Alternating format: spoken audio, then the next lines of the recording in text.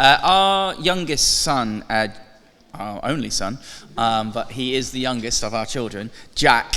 He's 2. He's at this kind of exciting stage in life where everything is interesting, and he's learned how to kind of run and leg it, and he's from one thing to another, and it's fun and it's stressful at the same time. He loves music, and if there's any music going on, if he's crying, play a bit of music, and he will enjoy it and just start dancing. I've been walking down Askew Road, and cars going past playing gangster rap, and he's like, yeah, and he just stands there wiggling his hands, and it's just quite funny.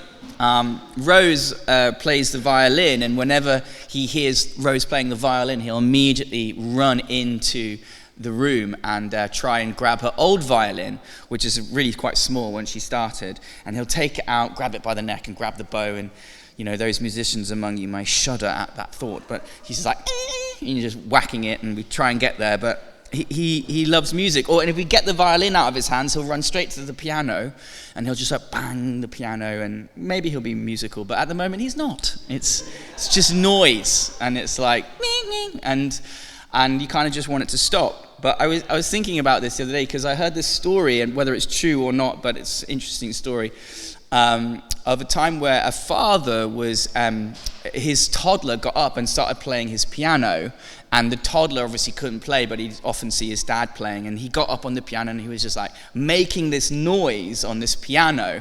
And the father came in and saw him on his piano, and instead of kind of reprimanding him and telling him off, he kind of put his arms either side of the boy and started to make a tune with even though the boy's playing all the wrong notes, the father was good enough to play a tune with the notes, and kind of surrounded the child who was just clinking away with this beautiful tune and made this wonderful sound.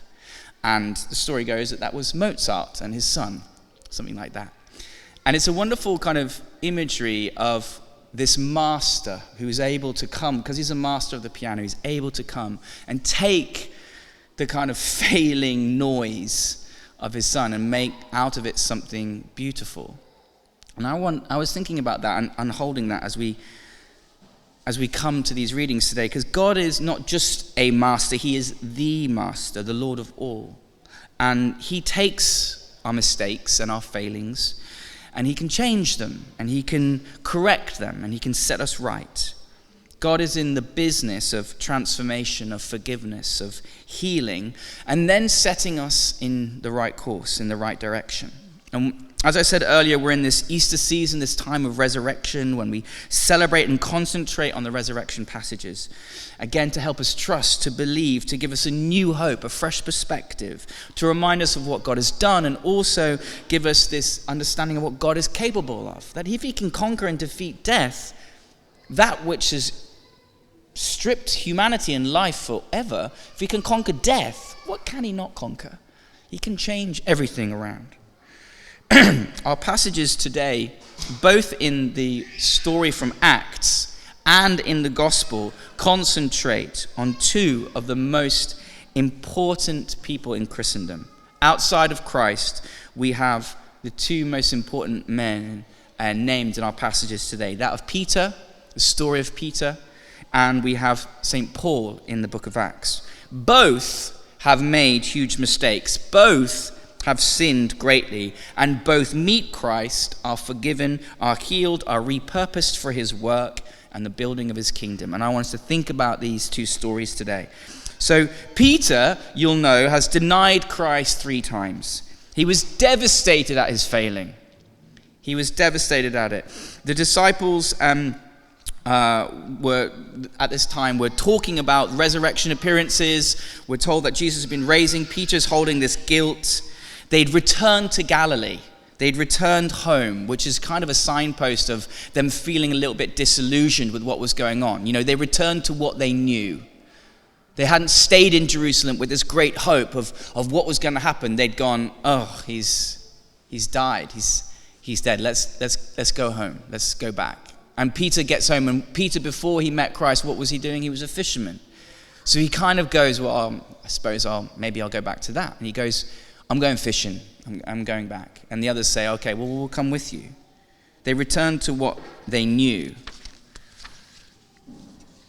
They catch nothing. And this is an interesting mirror of the first time that Jesus called Peter. In Luke 5, Peter's calling says this: when he'd finished speaking, he said to Simon, "Put out into deep water and let the nets down for a catch." Simon answered, "Master, we've worked hard all night. We haven't caught anything, but because you say so, I will let down my nets." This is the first time he meets him. And when he had done so, they caught such a large number of fish that their nets began to break.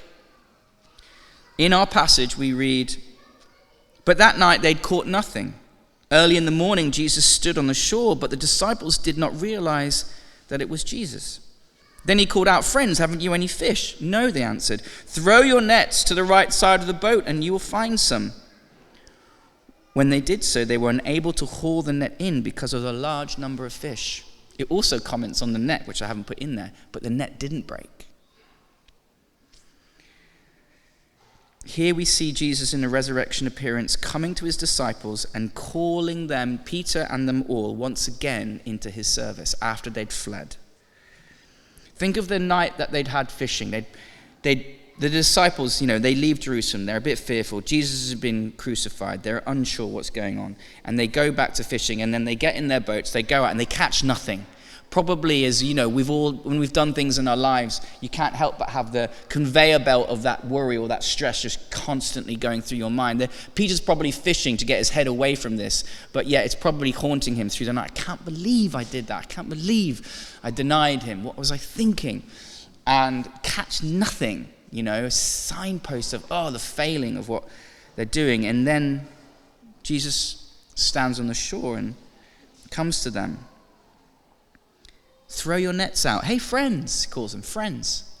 Just throw your net out to the side." And then they do, and then they catch this huge catch.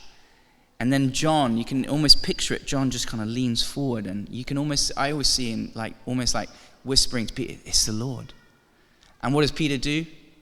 Bang! He's ties his thing around him, jumps straight into the water, and he's heading for Jesus. Again, another mirroring. Think of when Jesus was out on the water and Peter goes to him. In that time, he walked on the water. This time, he's just "I don't care," and just jumping in. And he jumps in and he swims to Jesus.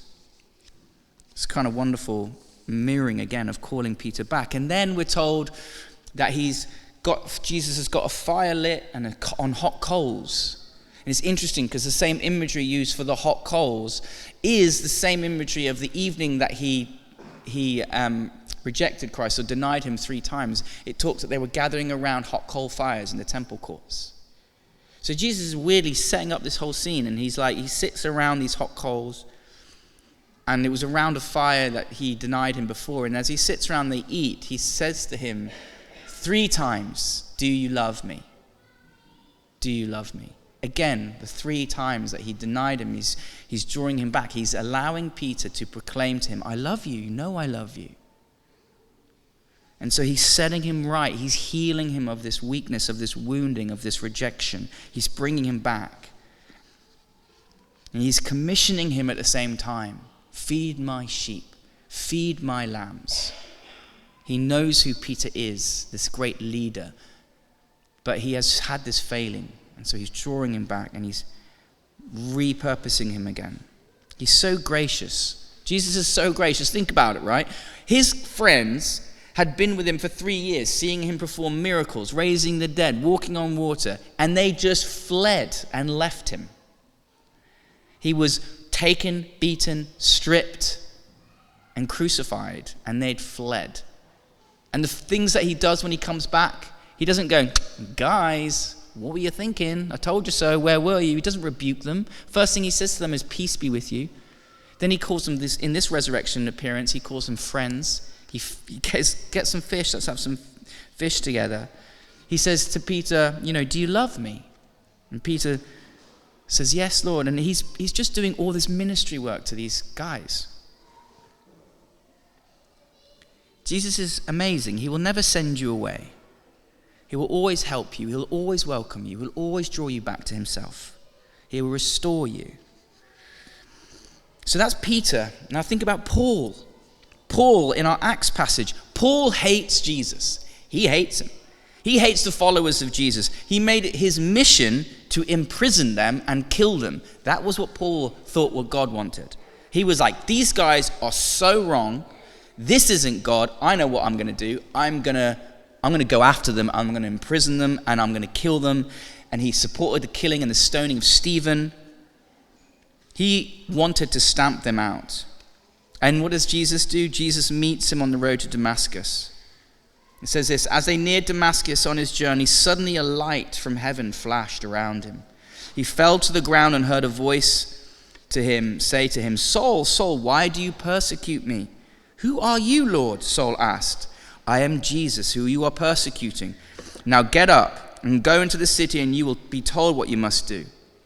Paul is famous for his persecution. He's known for his zeal, and yet the Lord meets him and chooses him. And we hear about his calling. It says this about Paul's calling, go, this man is my chosen instrument to proclaim my name to the Gentiles and their kings and to the people of Israel. Paul is one of the greatest missionaries ever to live. He's the great missionary of the Bible, planting churches through the known world, preaching to kings and emperors. God transforms him. And he was a man so strict in his belief, so Pharisaic in his opinion of the law, that he believed any distortion of the law should be met with persecution and death. This is what he believed. And then what is Paul commissioned to do? Paul is commissioned to do the biggest change in Judaism that anyone had ever seen. The Abrahamic tribe is now for all people. I mean, that is just the biggest shift. Once this small tribe of Abraham is, and they're God's people, and now Paul is the one who is commissioned to preach to the Gentiles and bring the Gentiles into God's purpose and plan. It's this huge shift of these characters, of these people, of these great failings then met with Christ and these great commissions. Now bring this teaching closer to home. We can look at these kind of men, Peter and Paul, and then we say, what about us, What about your failings? What about your callings? What about your journey? And your journey with Christ is unique to you. And we can't compare it to others. It'd be helpful to learn from these guys, but you can't just compare it. And you can't get away with, well, that's Peter and Paul. God uses them and does whatever he does with them, But my journey is, you can't do that. It's easy to do that. You must know that your journey with God is as important as Peter and Paul's is with God. You matter. It's interesting because we can learn about this again through kind of a mistake of Peter. If the kind of those who were watching, I went a little bit longer than the pew sheet had. It said to 19, but I think I went to 21 because I wanted to include these verses. Because Peter has just been reinstated, right? Just been reinstated, forgiven, healed, brought back. And then Jesus says, right, you will be handcuffed, you will be imprisoned, you will go where you don't want to go. And he's like, oh, okay. What's his first reaction? He looks side-eye to John. What about him? Why does he do that? It's immediately like a bit of a weakness. And you can imagine Jesus is like, oh my gosh, here we go, like seriously, dude. Because like, he's like, oh, well, this is going to happen to me. Well, but he's probably thinking, here is the guy that Jesus loved. He loved them all, but, John was really close with Jesus. And he's like, well, I'm going to have this happen to me. What about him?